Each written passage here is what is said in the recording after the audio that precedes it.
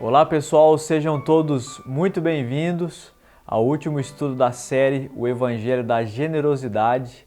E o nosso tema de hoje é sobre ensinar a próxima geração, baseada na mensagem do pastor Hermes de domingo passado, a partir do texto bíblico de Provérbios 22, versículo 6, que eu vou ler aqui com você, que diz: ensina a criança no caminho que deve andar, e ainda quando for velho não se desviará dele. A partir desse texto e de outros textos que serão indicados no estudo, o pastor Hermes ele enfatizou a necessidade que a generosidade é aprendida pelo exemplo dentro da nossa própria casa, foi o seu ponto de número 1.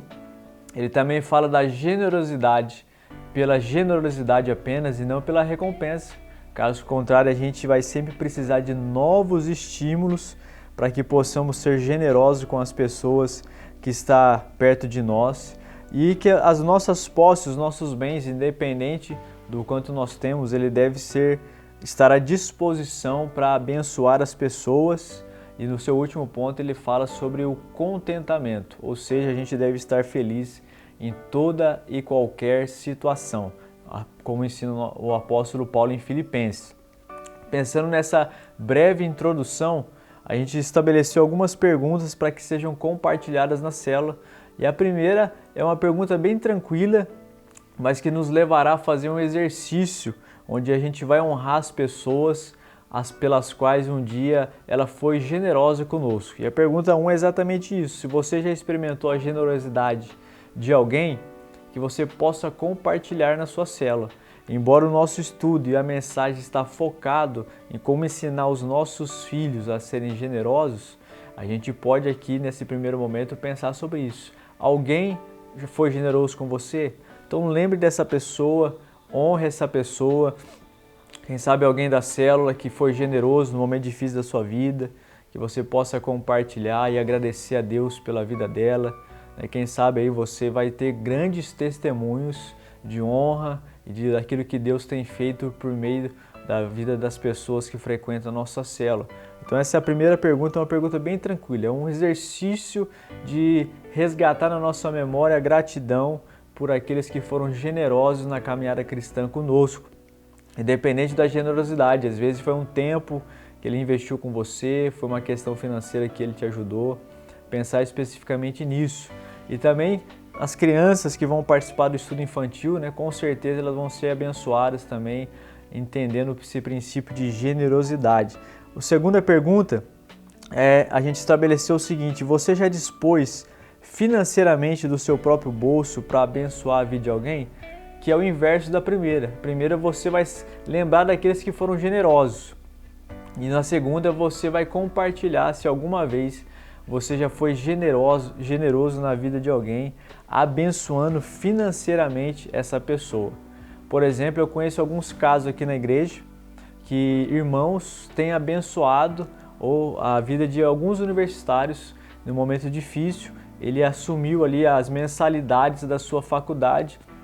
Eu sei disso porque a pessoa que experimentou essas bênçãos compartilhou comigo, falou: tem um irmão aqui que está me ajudando. E depois ele me disse que depois de 3 meses ele arrumou um emprego, ele começou a trabalhar e avisou esse irmão que não era mais necessário, que Deus tinha aberto novas portas. Então agora ele paga a sua própria universidade. Então eu usar esses elementos. Você já ajudou financeiramente alguém? Como foi a sua experiência? Tudo isso para a glória de Deus, para que o nome de Cristo seja glorificado e a vida das pessoas da célula sejam abençoadas. A terceira pergunta é como nós temos planejado a nossa vida financeira e se nós temos ensinado isso aos nossos filhos da nossa casa. Como que eu e você temos planejado? A ideia aqui é você gerar na sua célula um debate. Por exemplo, você já fez um curso sobre finanças? O Cross Finanças, você já fez um outro curso, seja online ou presencial, sobre finanças que tem ajudado você a melhorar, a construir aí uma vida financeira saudável, a gastar aquilo que é necessário e não gastar mais do que você e eu ganhamos. Então a ideia desse ponto é exatamente essa: como nós planejamos a nossa vida financeira e sermos bem sinceros e dizer: olha, eu não planejo a minha vida financeira, eu reconheço aqui que eu preciso de ajuda, eu gasto mais do que eu ganho. Então a gente pode orientar você que é líder de célula, as pessoas da célula, a fazer cursos na nossa igreja que vão ajudar e otimizar a sua vida financeira. Então é muito importante a gente pensar nisso. Como é que a gente planeja a nossa vida financeira? Gerar essa reflexão nas pessoas da célula para que elas possam compartilhar e a gente poder dar uma solução, porque a gente crê que o dinheiro não é um Deus, mas que todos nós fomos chamados para empreender e prosperar para a glória de Deus, porque o problema do dinheiro na Bíblia é quando ele se torna um ídolo. Não há problema nenhum a gente ser rico e buscar a prosperidade. A gente só não pode sacrificar a nossa família por isso ou fazer com que o dinheiro se torne um ídolo dentro do nosso coração. A quarta pergunta é: qual a estratégia que você utiliza para educar o seu filho financeiramente?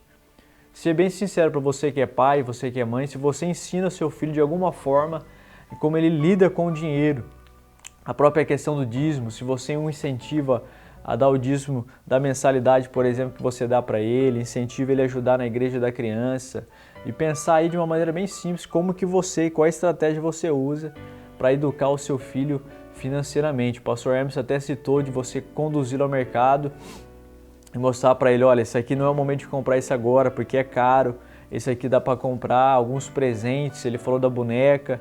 Então ensinar o seu filho a usar alguns exemplos para que pessoas da célula possam ser abençoadas pelo seu exemplo e elas também entenderem que é importante que desde agora os nossos filhos eles possam crescer entendendo a importância de saber lidar com o dinheiro, de saber economizar, de saber investir e saber crescer. É claro, se você participa de uma célula de universitário, você participa de uma célula que é de jovens solteiros, você não vai ter filho, então você vai pensar com a célula exatamente isso. Como é que você educa a sua própria vida financeira para que as pessoas das células possam entender isso. E a gente sabe, é uma estatística que todos nós conhecemos, a grande maioria da população brasileira não sabe lidar com dinheiro e infelizmente isso também alcança a igreja. Então muitos casamentos aí têm problemas por causa de questões financeiras. Você que é solteiro aí já deve talvez estar em algum momento da vida endividado com vários cartões porque a gente não sabe lidar com o dinheiro. Então a ideia aqui é pensar de como a gente pode educar a nossa vida financeira para que possamos ser prósperos e viver a vida para a glória de Deus. E o último ponto desse estudo é sobre contentamento. Independente de como nós estamos, se nós temos muito dinheiro ou não, as Escrituras nos recomenda termos contentamento em Cristo, independente das circunstâncias. Seja na prosperidade, seja na escassez, Cristo é a nossa maior riqueza, Cristo é a nossa maior esperança, Cristo é o Senhor da nossa vida. Então desenvolver esse contentamento.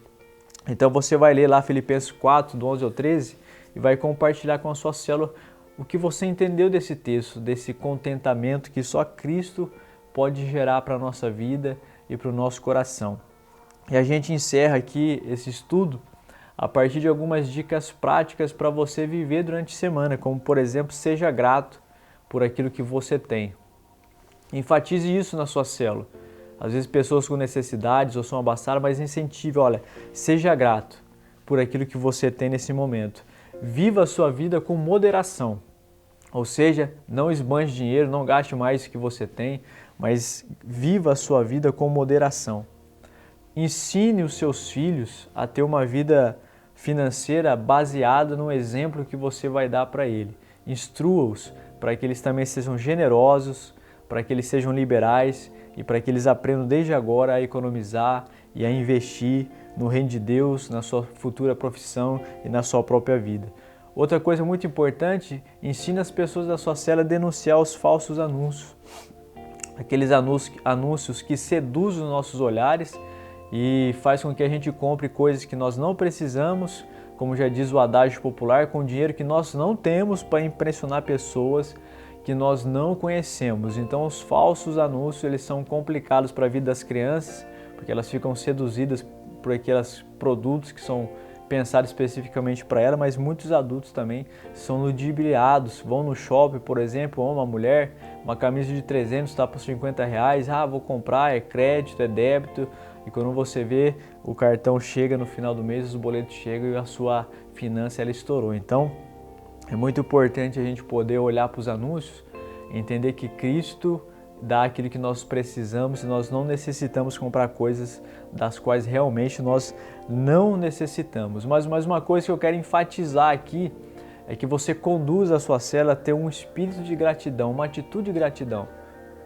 Eu queria que você pudesse na sua célula compartilhar, pedir para eles compartilhar. Olha, eu queria que vocês compartilhassem um motivo de gratidão que você tem para falar diante de Jesus para a nossa célula hoje. Então incentive eles a falar, olha, o meu motivo de gratidão hoje é pelo livramento tal. Incentive-os a pensar em motivos de gratidão na sua célula. E uma coisa muito importante é você saber falar para o seu filho, falar para o seu filho adolescente, criança, para as pessoas e para si mesmo. Você tem que aprender também a dizer para si mesmo. Saiba dizer sim e saiba dizer não na hora de comprar alguma coisa.